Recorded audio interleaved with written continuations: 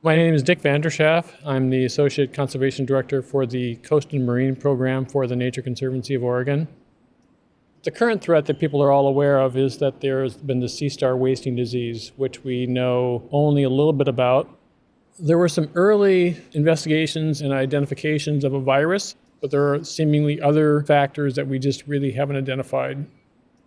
We oftentimes employ volunteers, and the basic protocol is arriving at a tide pool where there are sea stars.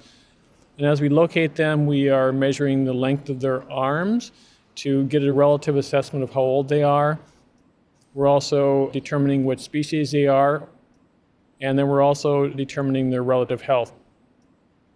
You're out there early in the morning, and so the light is just coming up, and so the seaweeds are all glistening, and so it's really a beautiful time to be out there, I think, and it's just a really fun experience from that standpoint alone.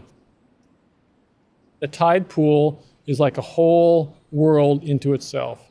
As you stare at it for a while, you see the crabs crawling around, and you see the algae or the seagrasses in there, and the sea stars and the anemones, and so they're just an entire closed microcosm of life.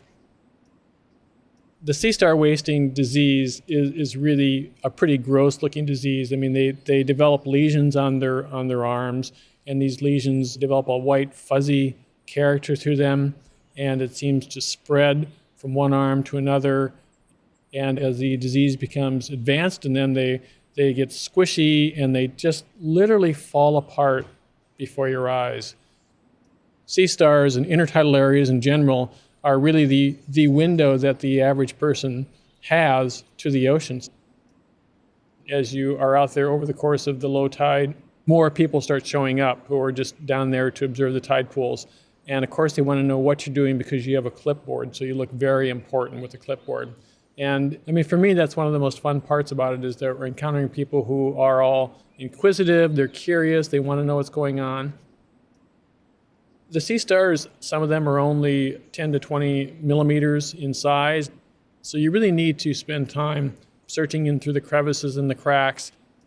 You're typically nearly standing in your head, bent over, stretching, trying to find these sea stars. And so we were joking about it a couple years ago, just saying it was like intertidal yoga. Sea stars are what's called a keystone species in the intertidal area.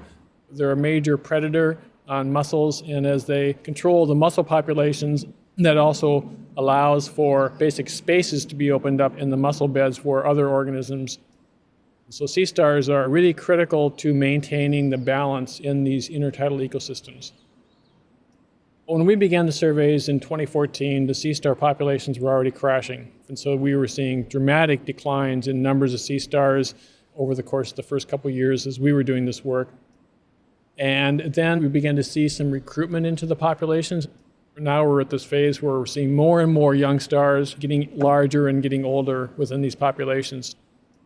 Now, we don't think that we're quite up to the original numbers of stars, but we are beginning to see some recovery, and we're wondering what the impacts are going to be for the mussel beds and other intertidal species. I think there's a lot of other perturbations to the ocean that are just beginning to be observed in populations of species that we at one time thought were very durable, such as sea stars.